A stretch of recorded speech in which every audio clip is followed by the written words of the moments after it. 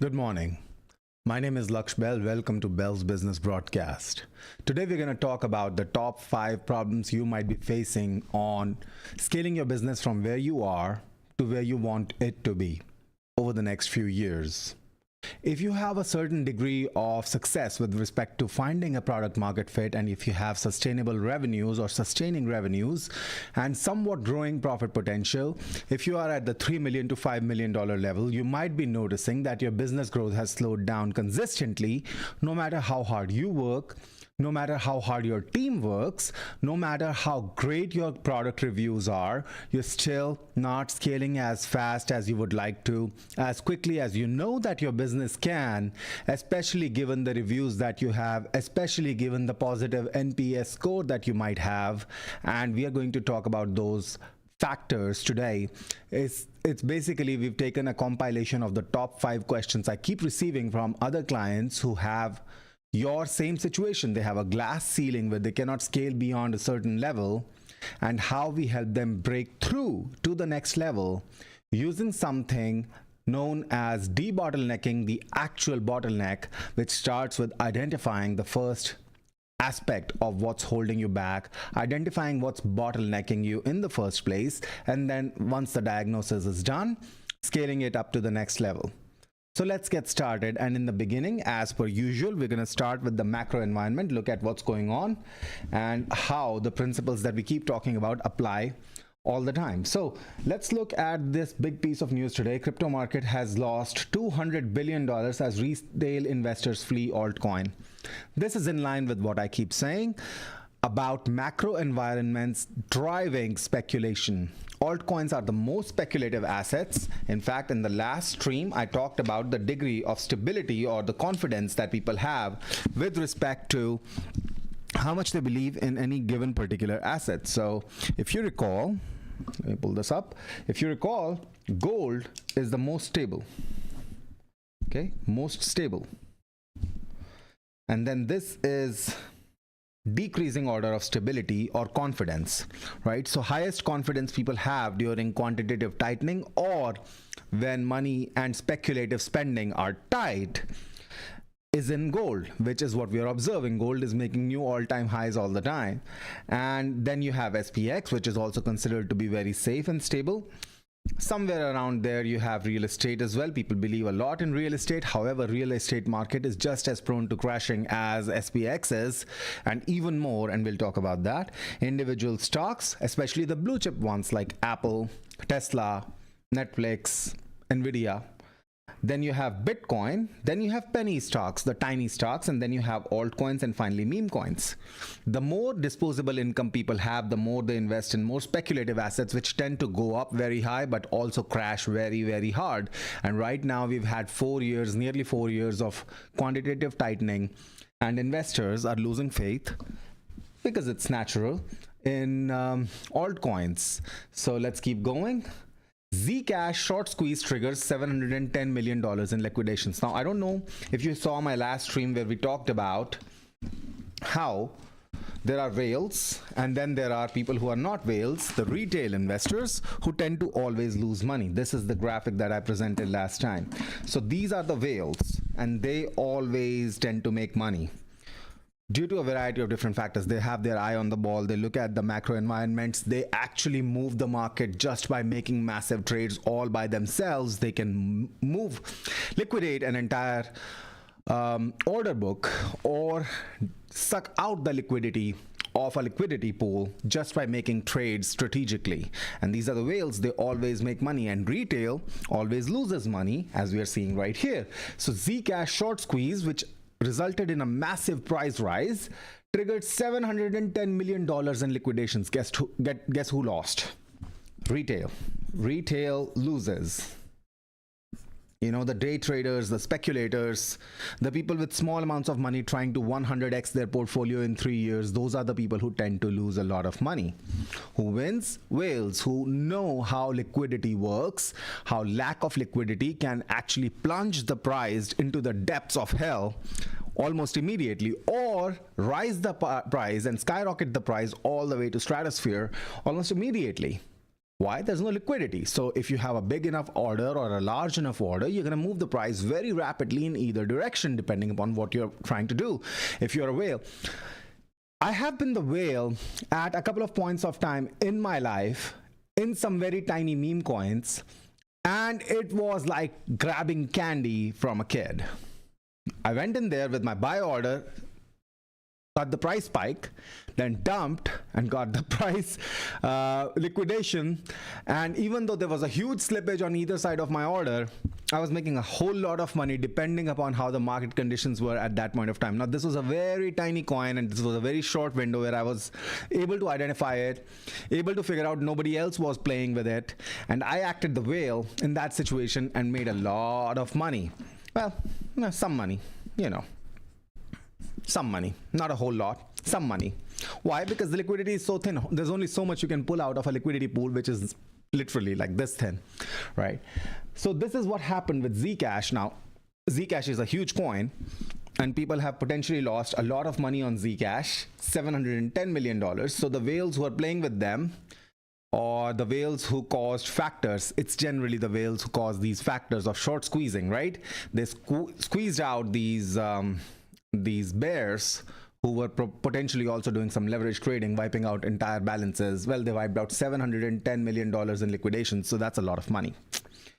So the theory holds, whales win, retail loses, and if you are retail, which you most likely are, even if you have a lot of money in the market, if you're doing degenerate gambling on the stock market or on the crypto market or on the DeFi markets, then chances are there are whales just hunting for your stop losses. There are whales who are just hunting for you to take advantage of the leverage, so that they can take advantage of you, of your portfolio, your positions. So be careful in that situation. Remember, nobody knows the future. Nobody has a crystal ball, especially over the short term. Over the long term, some patterns emerge. They're pretty solid. We cover those patterns all the time, like altcoins, right? All altcoins tend to zero when compared to the price of Bitcoin. All altcoins, including the ones that you love, including Solana, Ethereum, Sui, whatever, right? They all make an all-time high against Bitcoin during the quantitative easing cycle. Then during the subsequent quantitative easing cycle, they make a local high which never achieves the previous all-time high against Bitcoin. And the cycle continues. We created this graph to show you what happens. Let me pull that up quickly, if I can. This graph right here. This is stocks versus SPX or alts versus BTC. Same thing. Any individual stock is going to lose money versus SPX over a long enough period of time. Now, with stocks, this long enough period of time can be years, even decades, right? But eventually, everything tends to zero versus SPX. Look at the top stocks of 1960s, 1970s, 1980s, 1990s, even early 2000s, right? Where are they today? Today, we have a completely different demographic of stocks at the top of the SPX. Do you think this is always going to be the same stocks at the top? Absolutely not. Something else will replace the current technologies and we'll have something new. Same thing happens in the altcoin market. Alt BTC always tends to zero from one cycle to the next. Even though altcoins can make new all-time highs against US dollar, they can never make or even achieve their previous all-time high against Bitcoin. And that's just universally true over a long enough period of time. We don't have enough data, but this is what it looks like it's going to shape up to be. So that's what we saw there. And continuing with the news, NVIDIA has unveiled new tile-based programming model in CUDA 13.1. All that to say, the AI onslaught continues, and NVIDIA is going to be a top player for a very long time because they're constantly innovating. They are what Apple was under the leadership of the late great Steve Jobs. For a few years, they were just absolutely hammering it. So that's what's going on. And S&P 500 is again near the record all-time high on retail strength. So despite higher interest rates, higher spending, everything is expensive, people are losing their jobs, which we're going to talk about. AI is killing jobs. People are CEOs and C-suite executives are looking to cut jobs, as much as 30% jobs, which we're going to see in another news report today. Despite all of that, retail is spending. People love to spend money. So if there's all that to say, if your product is not finding traction or if there's no product market fit, The cat decides what milk is good. The market decides what product is good. You don't get to blame the market, or you do. You do whatever you want. But the market wants to spend money. If they're not spending money with you, the problem is within your offer, within your positioning, within your proposition or value proposition. You're not offering the value proposition that your market is looking for, so they're spending money with someone else anyway.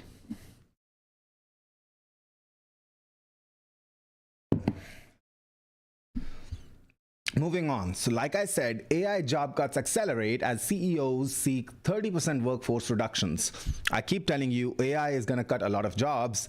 In the last stream, we spent a lot of time talking about how horse population declines rapidly, massively, through orders of magnitude once we had the internal combustion engine, which replaced their need as, vehicles, really, horses, equine populations.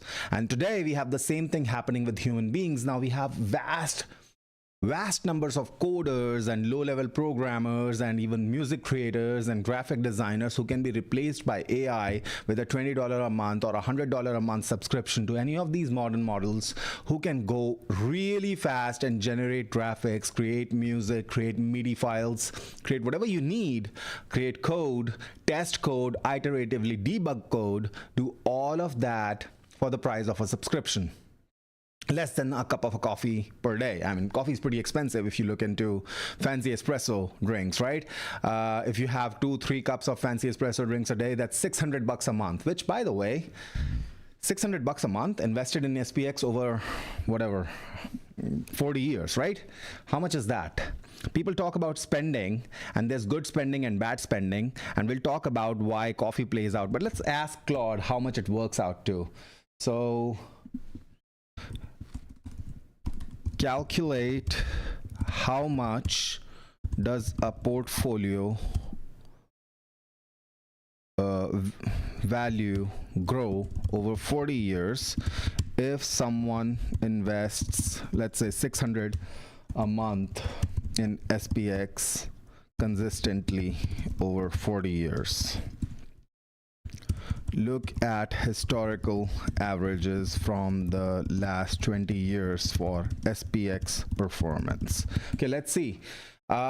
So Claude is going to do the calculations, but people talk about, hey, do I really need to cut out that avocado toast? Do I really need to cut out those 3 cups of coffee? Here's my thinking on it.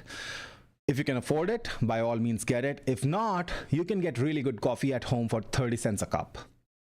Or in your office, buy a coffee machine, buy an espresso machine. It's $100, one-time investment, right? Get yourself an espresso every single day. I get myself an espresso all the time. This right here. This is my second cup of the day.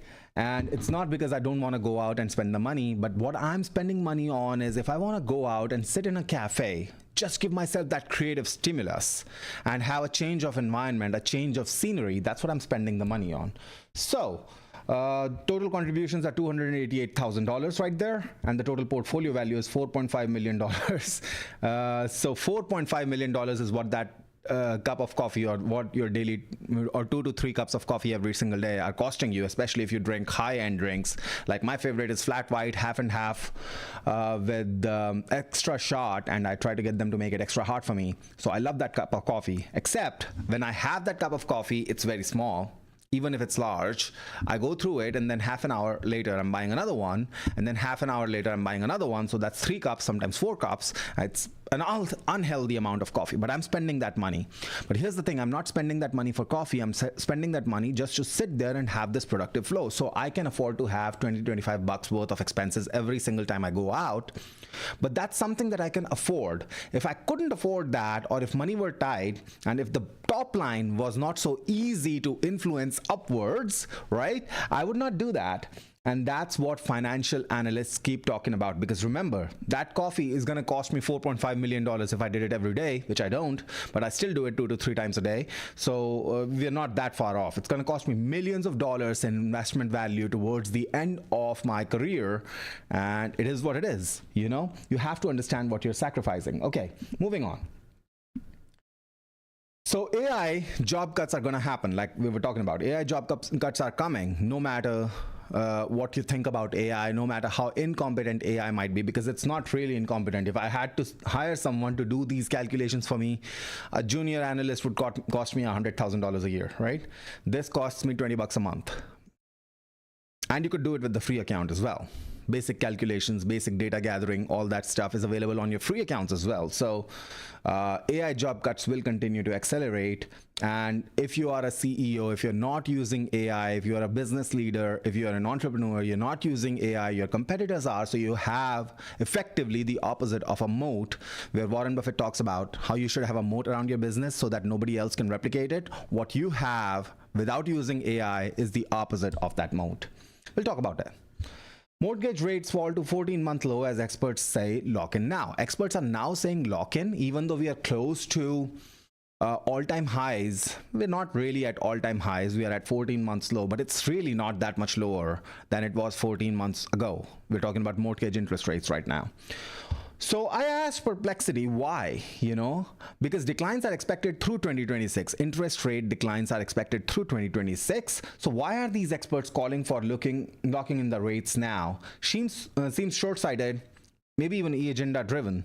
So here's why they're saying it, because rate risk versus life logistics. So if the rates go up somehow, instead of cutting down, because nobody has a crystal ball, you're going to end up paying a lot more money for the mortgages you get. And people have short horizon versus long forecast. So you can always refinance if the interest rates go down, but now they're as low as they have been over 14 months. The catch is that the same forecasters also say most of the easy rate relief is already behind us, and the remaining move is small and slow, which is not a compelling risk reward for normie buyers who cannot tolerate a blown deal. This is what Perplexity is saying, really. Forecast error is huge, obviously. The range of plausible paths, reinflation, term premium, geopolitical shocks, includes rates backing up into the 7%, even if 2026 point forecast is lower. So you don't know what's going to happen. And that's why experts are saying, if you want to buy a house, lock it in now. Here's my take on it. First of all, don't look at what experts are saying. Look at your own situation, right? If your own situation demands that you need to have a house right now, it doesn't matter. Just buy it. Right. But if you're buying it for investment, you might want to hold back. If you can delay buying it, you might want to hold back. Here's why. As it is, and I said that to Perplexity, as it is, the rates today are close to all-time highs, at least when charted against recent history. And that is actually true. Today's rate, 6.2%, 30-year mortgage rate, is very close to the top of the recent range and far above the 2020-2021 trough, even if it is a bit below the spike highs of 2023 to 2024. So today's rate is pretty close to all-time highs, right? So then, waiting it out, if you're able to, seems like the best bet for any buyer, especially since the asking prices are holding steady. Why? Because the sellers, in many cases, have locked in those super low rates, those generational low rates from 2020 to 2021. And so they're okay with holding on to their properties. They're not coming down on the asking prices in a lot of situations. Even though the inventory is piling up, it's not really moving. So if you're able, sooner or later, this sort of standoff between buyers and sellers in the real estate market has got to come to an end, right? For someone who's flexible and not under time pressure, waiting, or at least not chasing anything at today's prices, is a rational stance, especially in a market where rates are elevated, inventory is rebuilding and is actually reaching all-time highs, and sellers are still anchored to 2021 psychology. Why? Because inventory has risen meaningfully versus the pandemic trough, with active listings estimated 15 to 20% higher than a year ago, and it's still piling up. So sellers are listing on the market, they're just not budding or coming down on the asking prices, right? And the buyers, they don't really have any option. The interest rates are still 6.2%, even though the experts are telling you to lock in the rates right now.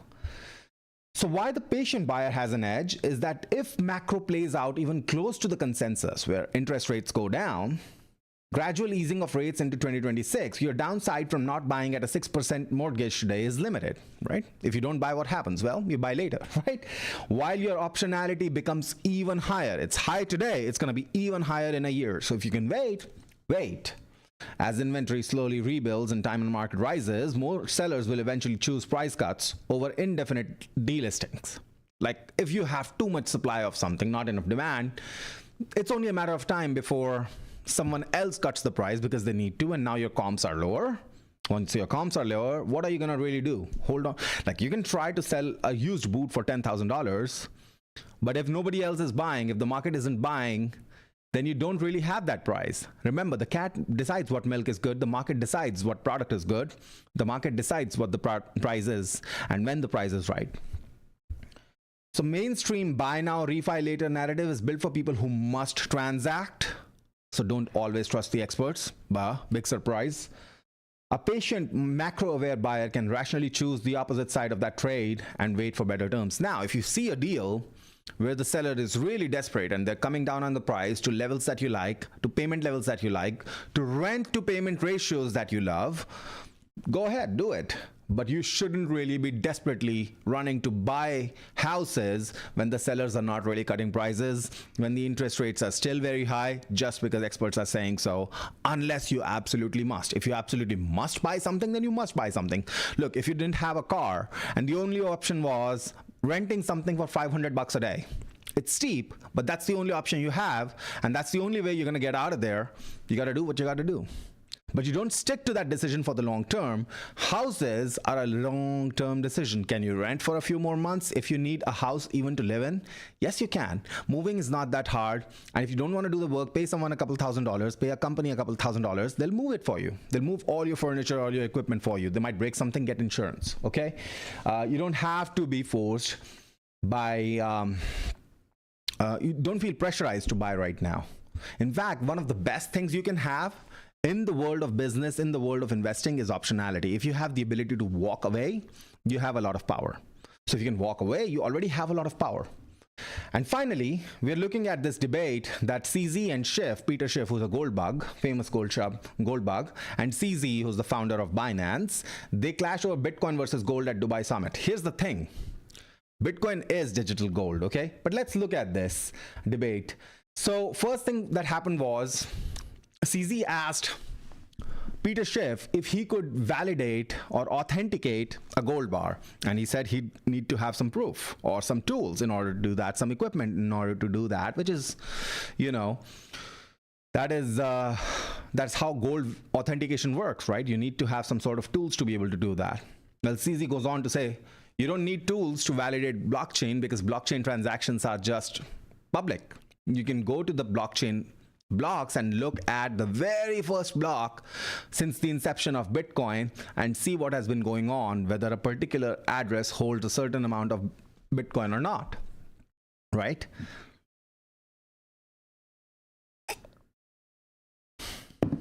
And hilariously, Schiff then countered by promoting his T-Gold platform, which tokenizes physical gold stored in vaults.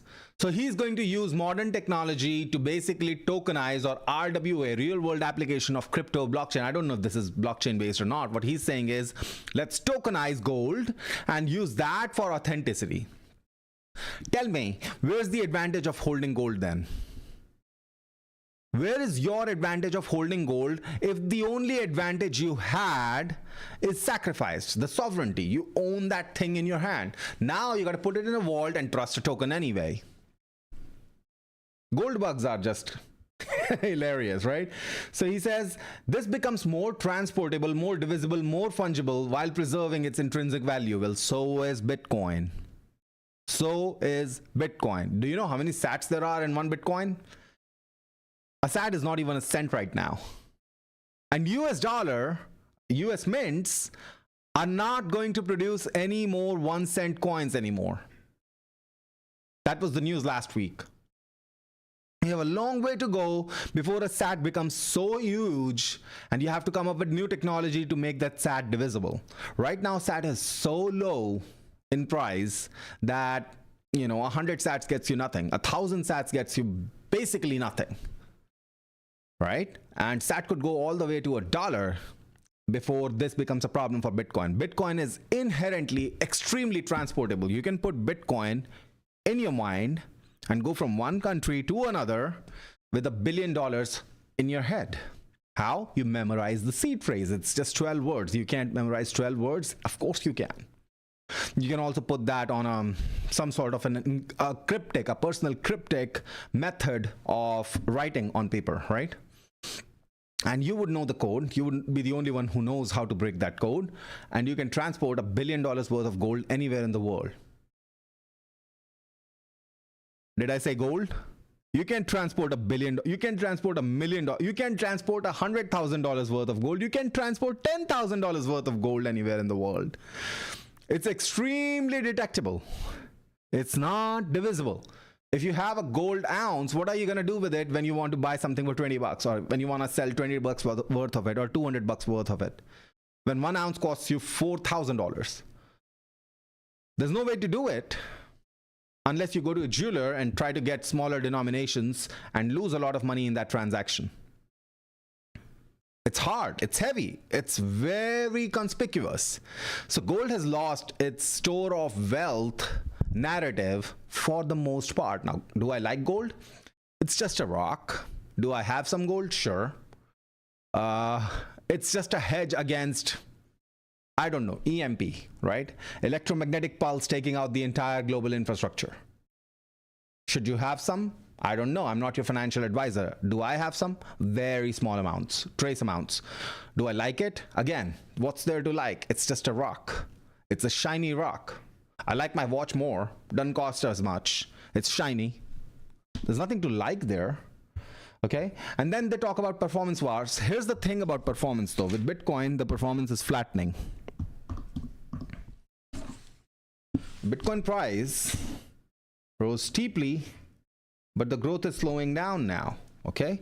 This is BTC dollars versus time. Over time, Bitcoin is not probably going to grow as fast as it has so far, but we are not there yet. Even though the growth is flattening, we are still expecting another 10x to 100x move over the next couple of decades, which is explosive by any measure. Do you expect gold to go to $500,000 an ounce anytime in the next century? I don't. I'm a betting man. I'm absolutely going to bet huge sums of money, if that market exists, that gold will not go to $500,000 anytime soon. Bitcoin, sure. 500,000, million, 5 million even, that's possible. Gold, probably not. And so the debate concluded on a surprisingly collaborative note, with CZ inviting Schiff to list his tokenized gold product on Binance. And that is an offer that Schiff welcomed. So even Schiff realizes that his whole idea about Bitcoin being a nothing burger is actually, here's what Schiff says. Schiff countered by promoting his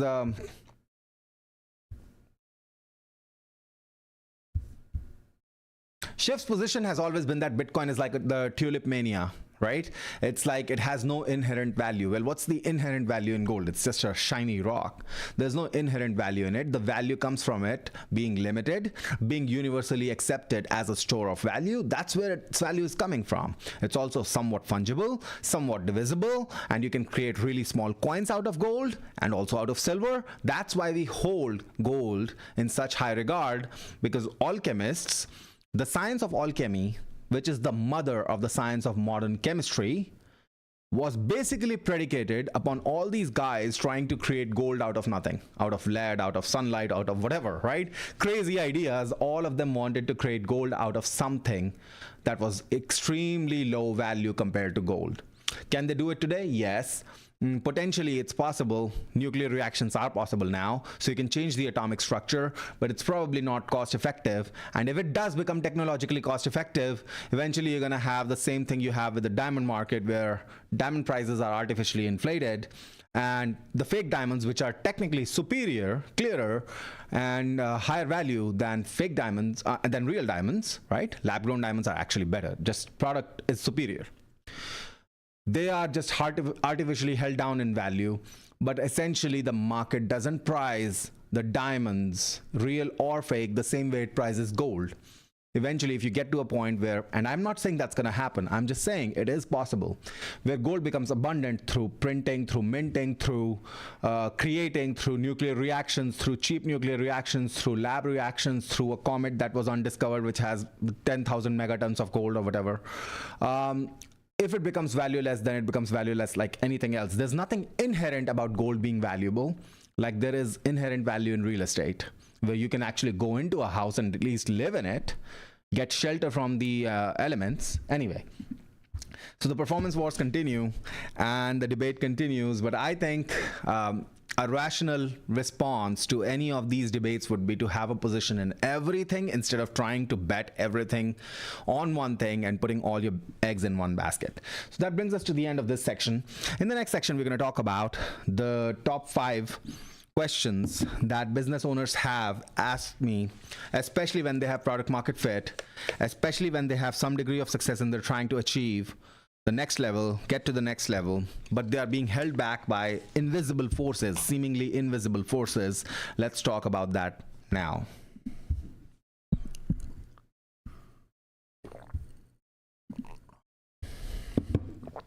So here's the first one. I'm stuck between $1 million, $4 million, $3 million. I'm stuck at a certain level, and everything seems harder than it used to be. When I was at 500K, things were significantly easier. Why does scaling feel like running in mud? Okay, this is something someone said. Why does scaling my business now feel like running in mud? I thought when we grew to several $1 million in top line, it would become easier, except it has become harder, and no matter how hard I work, I cannot get back my momentum. Does this feel like something you have said? Have you experienced that yourself? You might have. Because this is a very common question. I keep hearing it all the time. Here's the answer to that in one word. Okay? Here's the answer to that in one word. Your answer is systems.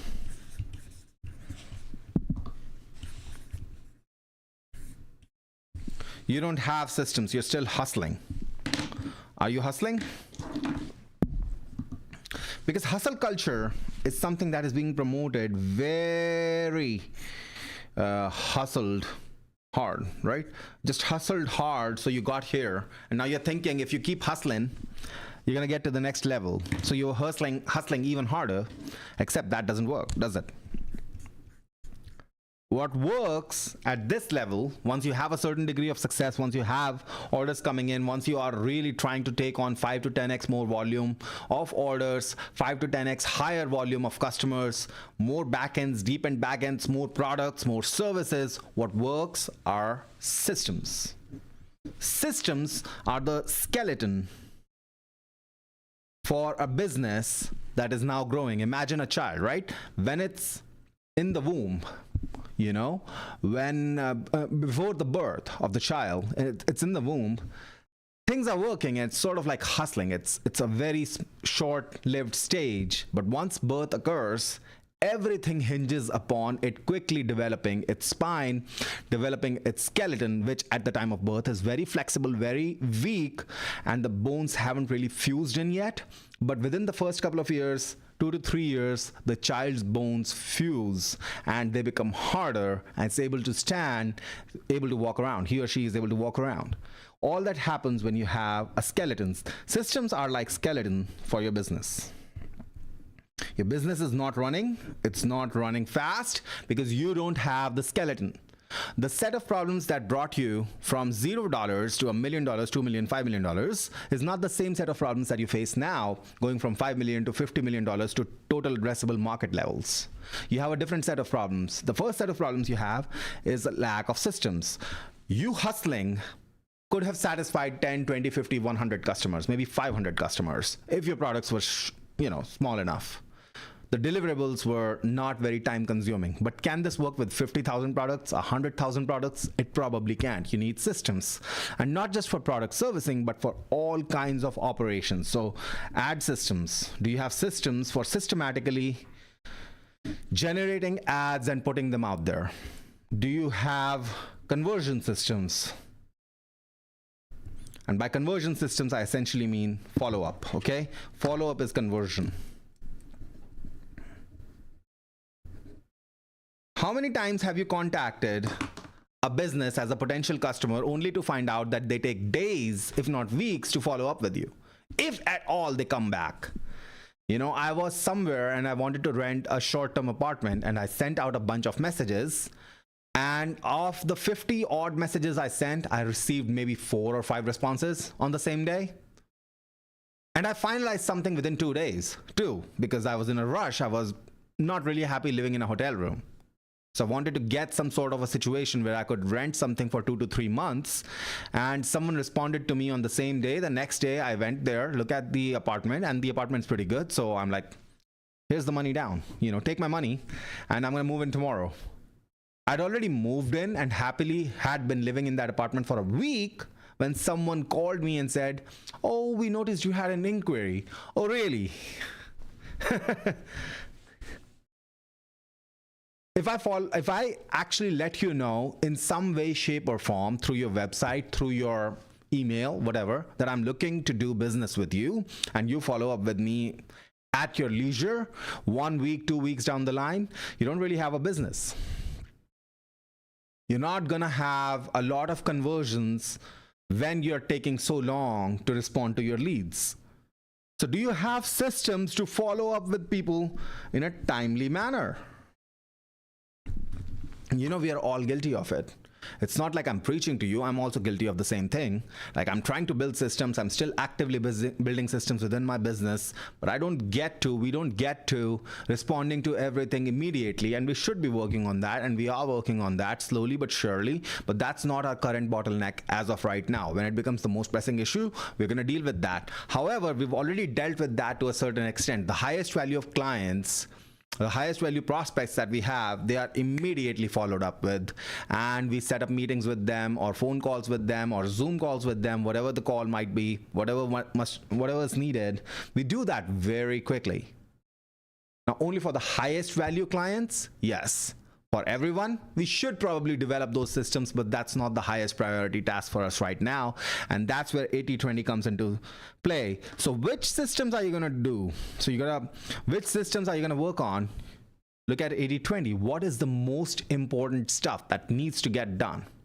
How do you identify that? Well, obstacle is the way. And you have mental obstacles. You already know what's holding you back. You already know where you feel that discomfort. You feel some discomfort, right? That's a question I don't want to answer. That's an email I don't want to respond to. That's something I would tackle when the things are right. If you're waiting to tackle something for things to be right before you tackle it, that's your obstacle. That's the thing that you need to work on right now. The storm in front of you that you're trying to sidestep around, that's the storm to go through. In most cases, that's the only way to grow, to scale. Okay, so that's the first question I keep asking. And the thing is, you have crossed from founder does everything to systems must carry the load threshold, right? There's a threshold where founder can do everything, but eventually you got to have systems where you have employees, you have AI, you have automations, you have N8Ns, whatever you need to have systems take care of problems, systems take care of operations, systems take care of literally everything. Putting out ads, that's a regular thing. So you have systems for that. You have people for that. You have agencies for that. If you're doing SEO, if you're doing pay-per-click, whatever it is that you're doing, you need to have systems for those things. Can you systemize those? Because if you're not able to scale harder, even if you're working harder, then chances are you just don't have the systems to take care of your workload. Essentially, if you're spending a lot of time, that's the second way of looking at it. The first way is obstacle, right? The second way is, where am I wasting my time? Where's my time going? Just do a quick analysis of where your time is going through the week, and you're going to find you spend hours and hours on something that should be systemized. Systemize the bulk. Look, you got here by working hard, and hard work is a very admirable quality. People always talk about hustle. People always talk about hard work being absolutely necessary to succeed, and it is. Here's the thing though, you only have so many hours in the day, and you can only be productive, well rested, fresh, and clear if you decide to say no to most of the things that come across your desk. You have to just say no.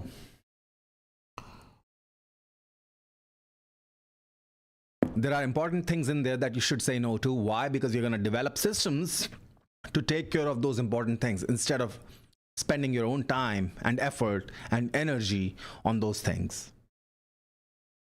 Right? So you look at what is working and delegate things that need to take up your time, that are currently taking up your time. You delegate those, automate those, use technology, use AI. If AI doesn't work, use algorithmic systems, whatever you need to, like follow-up systems. They're not really that hard. Just find someone to take care of those calls in real time. I have a friend, he says to me, oh, I'm in a great position now. People are reaching out to me and I'm so busy I can't answer their calls. And it's a great position to be in. It's a great frame because when I talk to people, I can convert a lot of them. I say to him, it's a great position to be in. Now you're getting all these leads. But the problem is, most of the leads that you're getting are not contributing to building up your business. You're not being able to serve them. They're not being able to help you build up to the next level. So what do? Well, you still have a phone number, but it's not your phone number. It's the business phone number. Someone calls in looking for a solution. Someone answers within 2 rings. And this someone is a salesperson. Okay? They pick up the phone. They set up an appointment. That's it. People who are coming in, they're coming in with a problem. You need to solve those problems in a timely manner. If you solve those problems in a timely manner, your business can scale 5 times as high as it is right now. The key is you don't want to spend your own time answering those phone calls. But that doesn't mean those phone calls don't get answered at all. You see the difference right there? You don't want to spend your own time answering those phone calls, but you don't want to waste the potential opportunities, the opportunities you have for potential business with all the people who are calling you. Instead of having your number on the website or your number on Google listing, you should have a business phone number listed, and you should have someone answer that phone no matter what, Monday through Saturday, 9 a.m. to 6 p.m. Find someone who's capable of doing this for you. And then he spent a few months finding a couple of guys who were really okay, decent, mediocre at doing this, but eventually it took him a couple of years to find people who were really good at being salesmen for him. So for the first couple of years, he kept complaining, look, I have to answer these calls or else we don't convert. Here's your problem. You only have 24 hours in a day. You want to sleep well. You want to eat well. You want to live well. Did you start this business to become a slave to the business? Or did you start this business so that you can achieve financial freedom as well as time freedom as well as location freedom? Wasn't that the goal? So stop glorifying hustle so much, okay? People glorify hustle way too much, and I think that's just counterproductive. Hustling is only gonna get you so far because you only have so many hours in a day, and even when you're working 8, 10, 12, 14 hours a day, you're literally just burning yourself out. You're gonna make stupid decisions. I made stupid decisions all the time. I've worked so hard for so little money, and I made stupid decisions all the time, and now I just refuse to do anything that is absolutely not going to contribute to growing the business equity. If it's something that's routine, I'll do it once or twice to figure out what the system should be like, and then create systems around it so I never have to do it again. If there are edge cases, I also try to systemize them over time as much as possible.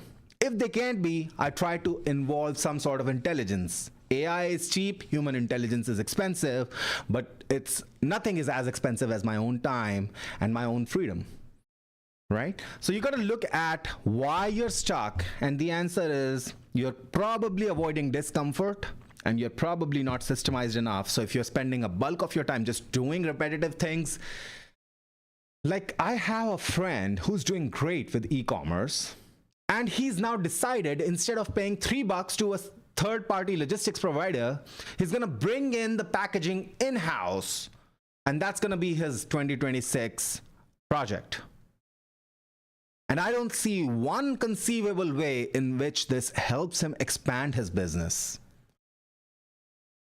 If he were at TAM levels, if he were doing like $250 million a year and spending millions of dollars on 3PL, which he could have saved, it might have made sense. But that's not his current bottleneck. Spending $3 on a packaging thing, letting someone else handle your inventory, you're trying to solve it when you have $3 million in revenue. You're going to save what?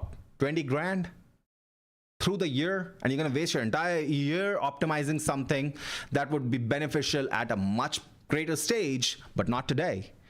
Honestly, your highest ROI items are not going to involve a whole lot of hard work. They're going to involve a whole lot of strategic decision making where you say, no, no, no, this is not what I'm going to do. I'm going to build systems around the most important stuff, and then I'm going to let other people handle the less important stuff. But I don't want to be involved in the day-to-day. If you're working harder, you got a problem. You need to figure out where your time is going, then automate, delegate, or just eat away your problems with your time, right? You don't need to be spending time because you really only have so much time. And if your time becomes the bottleneck within your business, then you really are the obstacle. You yourself are the obstacle for your business. Do you understand? You are the obstacle towards growing, or that's standing between you and your business where it is to your business where it needs to be, where you want it to be. You're the only obstacle there. Why? Your time is limited. Your energy is limited. Your attention and creativity is limited. You can't really waste it. You got to be very productive of that, and you got to be sure to get out of your own way. A lot of times you ask successful people who are 1 or 2 levels ahead of you what their greatest learning was when they achieved success, and they said, you just got to get out of your own way. And that's what systems are all about. You let systems take care of the things that you shouldn't be taking care of anymore. Moving on to the question number 2.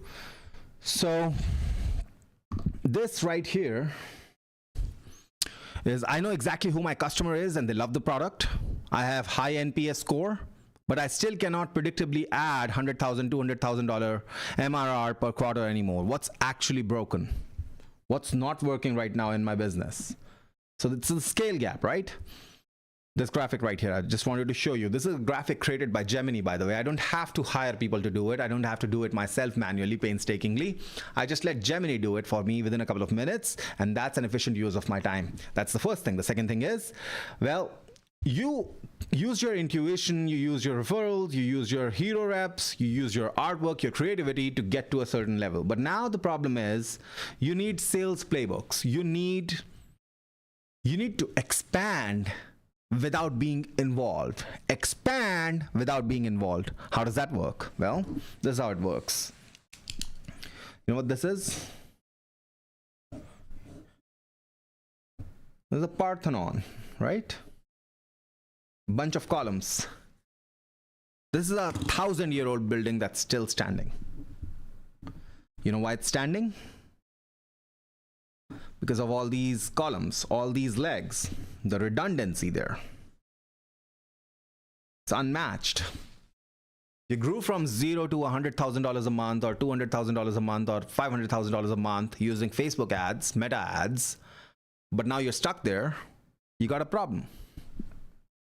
Why? Because that's just one leg. It's like having a table with one leg. Does it work? Sure, for a while. But is it as stable as having a table with 4 legs, with 8 legs, with 10 legs, with 20 legs? No. Think of legs as sources.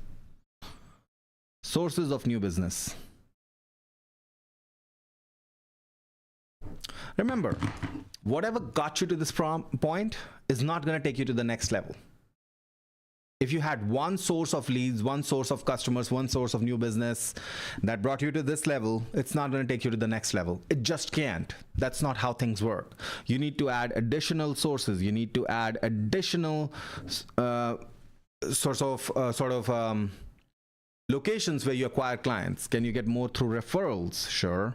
Can you get more through YouTube ads, TikTok ads, other sort of platforms, LinkedIn ads, if that is applicable, X ads?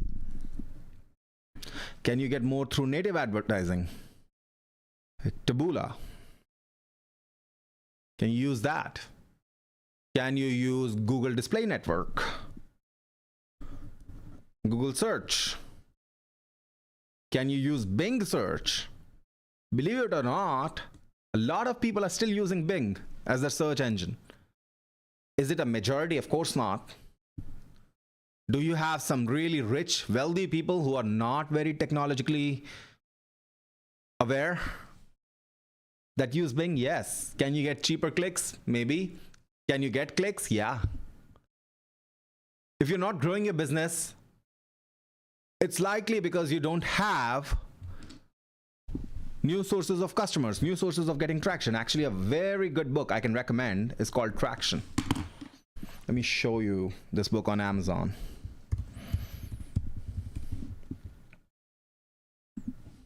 Traction.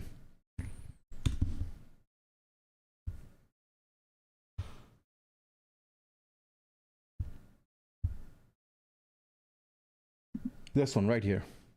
How any startup can achieve explosive growth.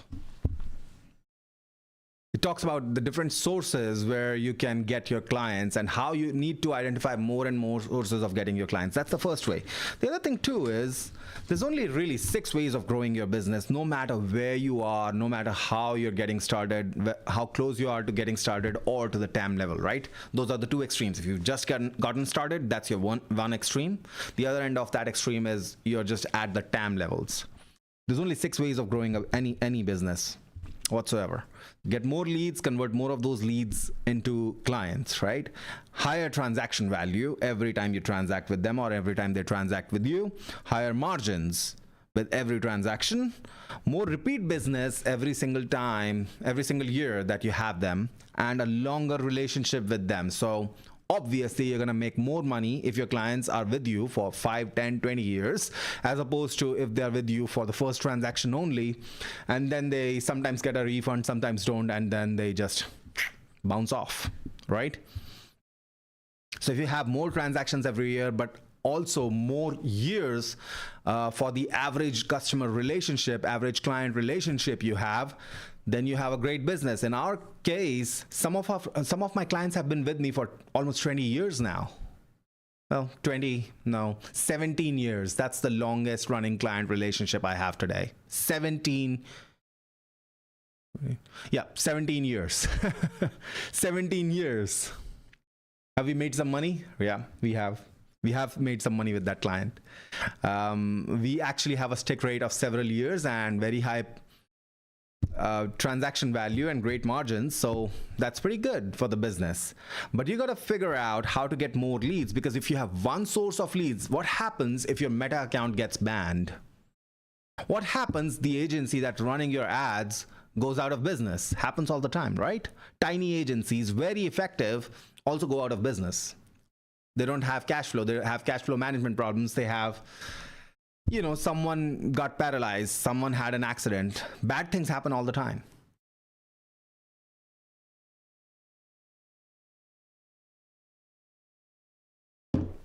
So your acquisition engine is kind of broken.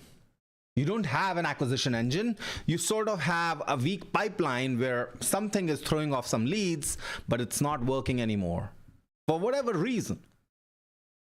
Actually, these things also have an ebb and flow. So sometimes Meta ads, when everyone's using them, they're great, but they're also very expensive, and no one's using YouTube ads as much, or no one's talking about pay-per-click as much, and you can go back and try to get some of that traffic. You don't want to spend your own time though. Find an agency, find someone else to do it for you, find some way of automating those systems where you can test new platforms. Here's the thing about marketing. It's 3 things, right? Here's the triangle of marketing as Dan Kennedy presents it. The market, which is basically who you're selling to. The message, which is what you're saying to them, where you're addressing what's in it for me, right? And then the media, which is how you're reaching them. So how people test their market, because they can. It's easy, right? With modern advertising. They test their message all the time, which is also easy with modern advertising, but then they forget to test media sources, right? Sources. How many sources can you tackle? Online, there's like 50 different sources that you haven't tested yet. Offline, you probably have nothing that you've tested yet. So you have everything from direct mail to magazines to all sorts of things, right? Billboards. We also want to talk about, and this is something I wanted to talk about in a previous stream, but I could not due to a lack of time. But you always pay for visibility, okay? You always pay for visibility. People are talking about paid ads versus free content. Nothing is free. There's no free media. It's a misnomer. Okay, if you spend time creating content, like I'm creating content right now, we're talking about this stream, and we don't have a lot of traffic today, but we're going to have a lot of traffic in a year. It takes time to build that up, right? It takes a long time to build that up. This is the graph. You don't have a lot of viewership, and then you have high viewership, but then eventually it tapers off. Okay, it takes a long time to build that. That time is money. It's actually more valuable than money. You can always get more money. You can't get more time. Should you do it? Sure. But paid media, it's the fastest. It's also the least reliable over the long term, least sustainable. But it's also the fastest. If you want customers today, this is the way. But you cannot rely on one source of paid traffic either. And you're always paying for traffic, whether online or offline. Yes, offline. So why are people paying $50, $60, $70, $100,000, $200,000 a month for retail real estate, commercial real estate? Why? Could they not go 50 miles out of the city and get it for 1/4 of the price? Of course they could. They're not just paying for space.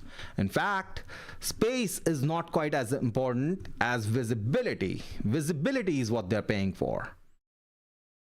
You get a shop on Fifth Avenue in New York, you're not paying $200,000 a month for the space. You could have gotten the square footage anywhere.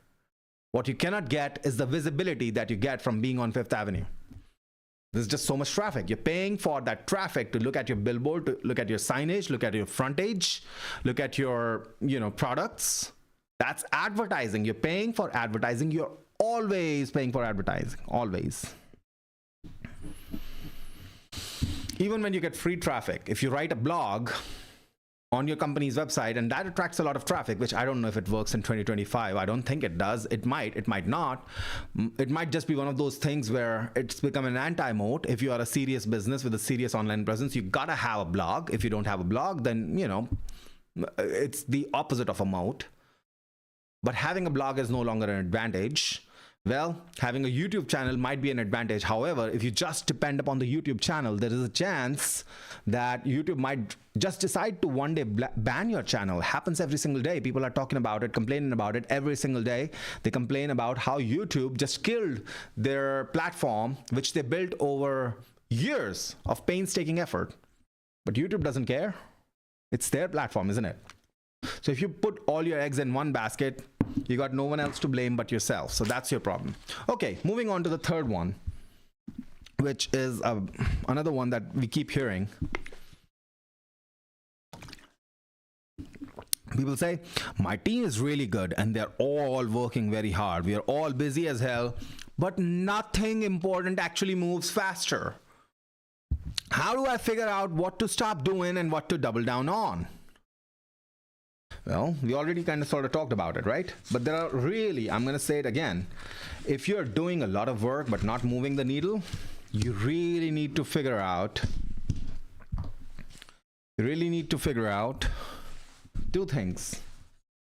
The obstacle, because that is the way.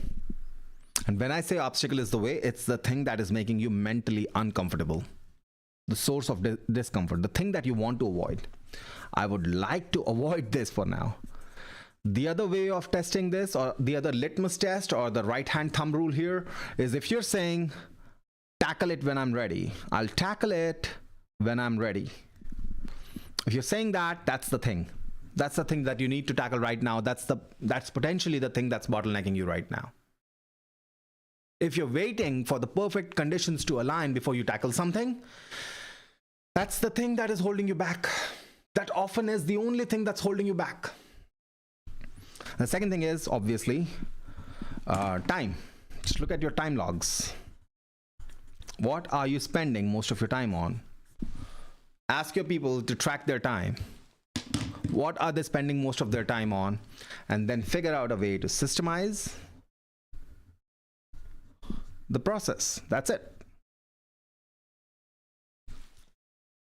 Look, I get the instinct of you hiring new people and you want them to work hard and you want them to basically earn their wages, right?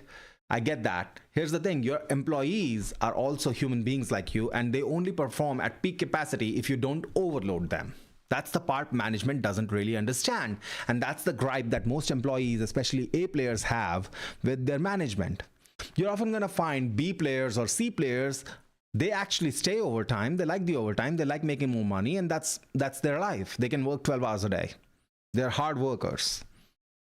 But the A players always want autonomy. They want autonomy. They want learning. And most of all, they want growth. They also want money, but they also want autonomy, learning, and growth. How do you give them autonomy, learning, and growth? By letting them have a creative and free mind. Instead of saddling them with busy work, let them express ideas and test those ideas cheaply and fast. That's why you hire the A players. You want exponential growth. You don't want tiny little, get this yard cleaned kind of thing. Imagine hiring an A player for $300,000 a year and then getting them to sit on the reception for you. I saw that with a customer, with a potential prospect who never became a client. I was just astounded. They had this A player, really good hiring process, a very intelligent dude, very smart, very presentable. He had a ton of great ideas. I spoke to him for like 20 minutes and I was astounded by the ideas he was bringing to the table. In fact, in a lot of cases, they could have just not hired me and just let him implement his ideas and would have had, a great explosive run into the next few years. But this guy was just sitting there reading a book because he had nothing to do. And then they just saddled him with busy work, just sit at the reception, answer the calls, so on and so forth. And you can have someone at 1/5 the price of that employee doing that same thing. You got to look at what people are doing and what their time is going towards. If they're wasting their time doing repetitive tasks, even if they're employees, give them the tools, give them the technology, give them the automations, give them the AI, give them the ability and the training to be able to clear out that busy work so that they have mental freedom to think about how to help you grow your business, because they are also vested in it. And you can always have performance linked bonuses or profit linked bonuses. That's a key, right? That's one of the secrets that I always talk about. I never share equity with anyone, but I always share profits.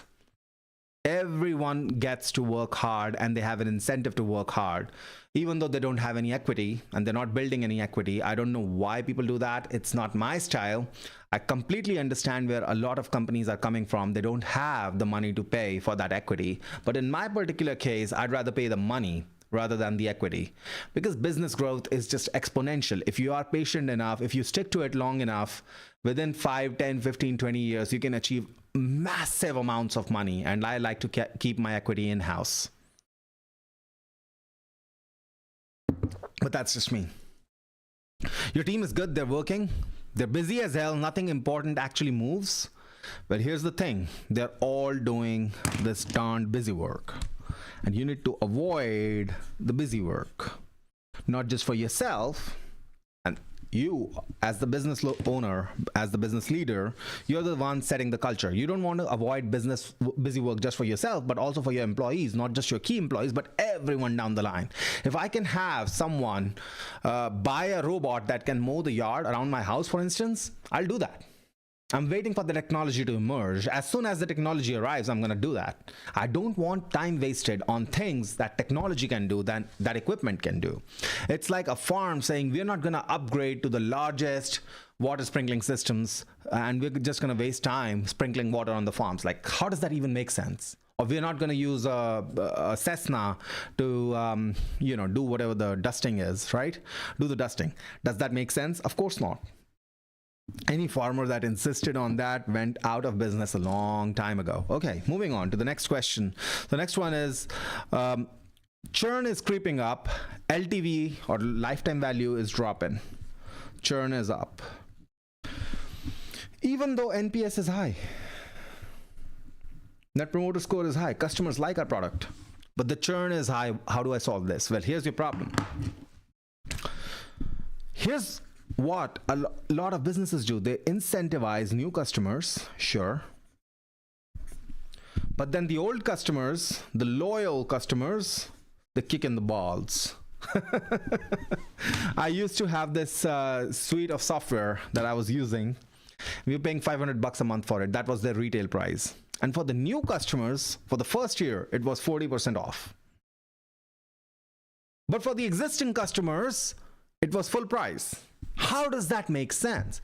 You're discounting products for the new customers, but you're punishing your existing customers for being loyal to you. Do the exact opposite. You want loyalty? Incentivize it. Incentivize loyalty, okay? Do you have bonuses for customers at 6 months, 12 months, 36 months, 24 months, and so on? Do you have bonuses for them? Do you have incentives for them to stick to you? Do you have clearly defined bonuses that you're gonna send out, that you typically send out? Do you have levels that can only be joined by being your customer for at least X months or X years? Multiple levels. Do you have those? Most people think, oh, I want to have low churn, so I'm just going to tack on a subscription program. That's not how it works, bro. Your subscription program is going to have an average stick rate. And if you want to increase that stick rate, you're going to have to incentivize it. You have to incentivize and tell your loyal customers why it's beneficial for them to remain loyal to you. In a lot of cases, the exact opposite actually works well. So a lot of businesses that are very successful with churn tell their customers that our prices are constantly increasing. Okay? Our prices are constantly rising, but you're grandfathered in. You're grandfathered in against any future price increases. That's one way of keeping customers for the long term. If they are actually using and the value proposition holds, they're using your product, service, whatever, and the value proposition holds over the long term, well, this is one way of increasing your stick rate and decreasing your churn. So the problem is, you're making it very easy for customers to come on, new customers to come on, and you're actually discounting prices for them to attract new sales. Good on you. But then you're punishing and penalizing your existing customers. Bro, come on, wake up. That's where the real money is made, because you don't have to pay to advertise to those customers again. You don't have to get them to believe in you, to buy into you mentally, into your products, into your services, into your brand mentally all over again. You already did all that. Might as well keep them. Might as well sell them bigger products. Why don't you offer products that are only available, to only exclusively for, cohorts, loyal cohorts?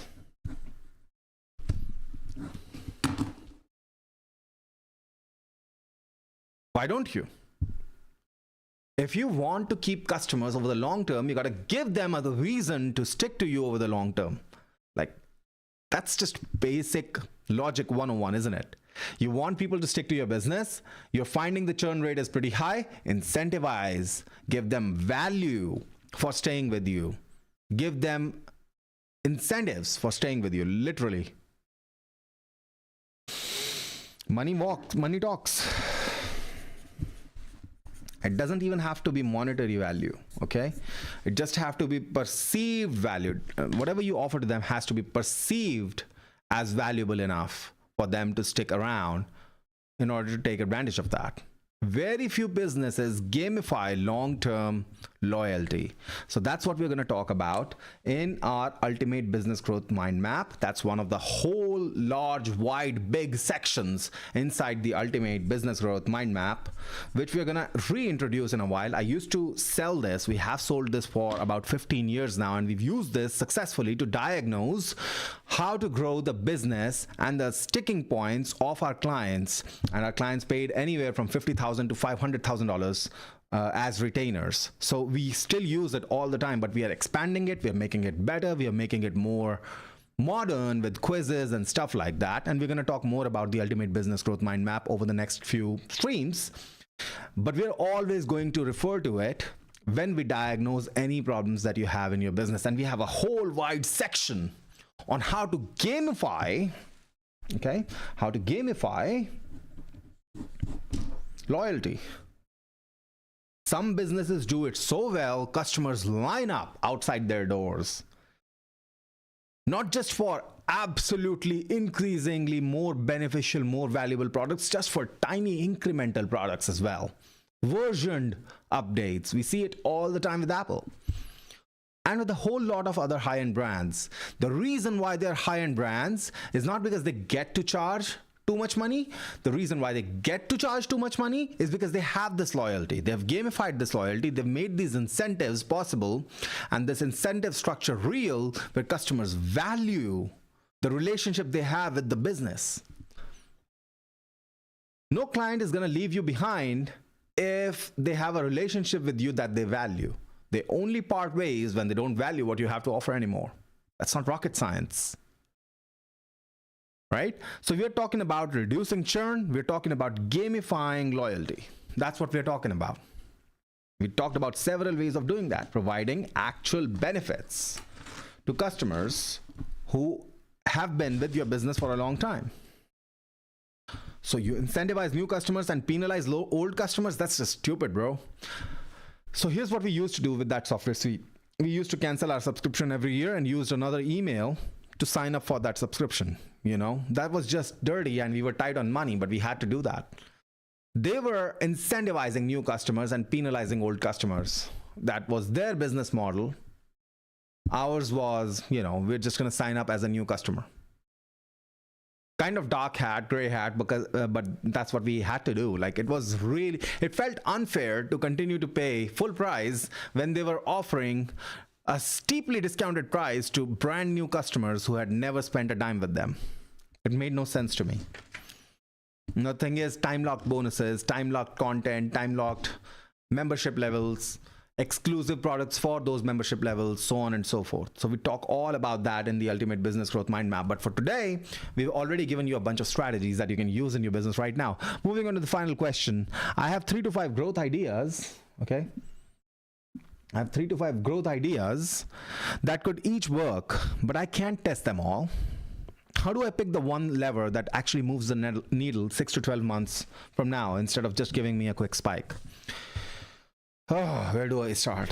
If it takes you 6 to 12 months to test an idea, you might as well pack up your bags right now. There is a reason why I keep talking about cheap testing. Your tests have to be cheap, they have to be fast, and they have to compress your learning cycles. If you're spending 12 months, 6 months on a test, thousands and tens and hundreds of thousands of dollars on a test before you figure out whether that test was even worth doing, your runway is limited. No matter who you are, there's only so much money you have. Yahoo refused to buy Google a couple of times, refused to buy a lot of strategic acquisitions that they could have made, but eventually they ran out of runway, even though their runway was billions of dollars worth of runway, and they sold to AT&T, I think, right? Yahoo sold to AT&T for like $1 billion. Now, I'm not sure who they sold to and how much they sold to. This was a long time ago. But the point remains, your runway is always limited. Your runway expires. Compress your tests. Compress that learning cycle. You don't want to have 6 to 12 months for a test. You want to have 6 to 12 tests per month. Don't ask me about which ones to test. Ask me about how to make those tests happen without decimating your runway. Without decimating your runway. Now, this graphic, I want to show you this graphic, which came from Gemini. When we talked about the same discussion, we had the same discussion about this question with Gemini. And here's the key to this. Your implementation speed has to be fast, and your value has to be, what does it say? Yeah, fades quickly. So the ideal keys here is, or the ideal cycle here is fast. So if you can test something very quickly, very cheaply, that's the way to go. If you have a bunch of tests lined up and one of them is going to cost you $1 million in 12 months, just don't do it right now. Do it when you're at $100 million level or $50 million level. but don't do it today. Today, you want a test that you can run for $5,000 and you can run it within a week and call it a day. Call it a success or a failure, and then you can scale it.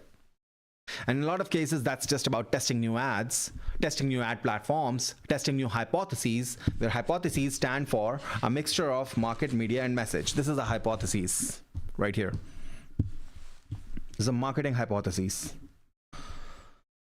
Who am I talking to? What am I saying to them? And how am I going to reach them? That combination right there is a marketing hypothesis. All you want to do is you want to test those hypotheses very quickly. Because on the supply side, your constraints are kind of self-evident. You already know you're having problems with 3PLs, so you just diversify across 3 to 4 3PLs. You already know. So for instance, one of my clients, okay, this is a map of USA. Let me draw a very rough map of the US. Okay, this is the US. Their 3PL is located over here. So the customers in this zone, they're happy. The customers in this zone, they're not so happy because the delivery takes like 4 to 5 days. So what do? Well, you get a second 3PL right here. Create a system around that. So now these customers are also serviced within 2 days, 2 to 3 days instead of 5 to 6 days. The supply constraints are self-evident. You build systems around those. You just focus on what's taking too much time, what's causing too much friction, and you build systems around those. It's the demand constraints that you really have to fight against. So you need to systemize how to test these hypotheses quickly and cheaply. Right here.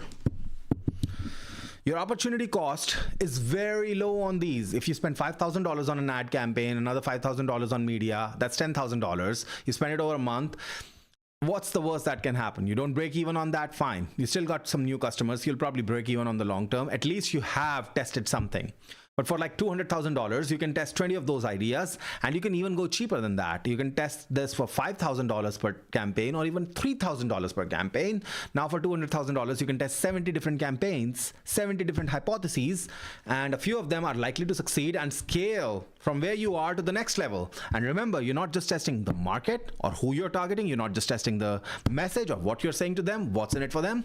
You're also testing how you reach them. Different online sources, different offline sources. We talked about this book called Traction, which lists a lot of sources, but look at all the different sources that everyone is using, not just inside your industry, but the great breakthroughs are probably going to come from outside your industry. So maybe no one in your industry is using direct mail.